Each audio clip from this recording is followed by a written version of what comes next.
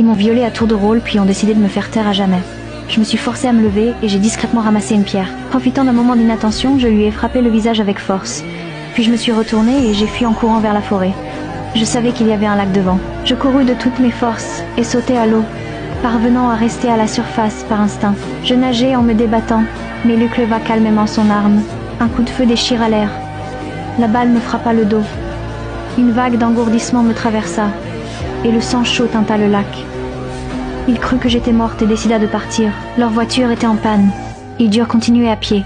Bientôt une pluie battante s'abattit, et ils trouvèrent une maison pour s'abriter. Ils ne savaient pas que c'était ma maison. Mes parents s'ignoraient tout.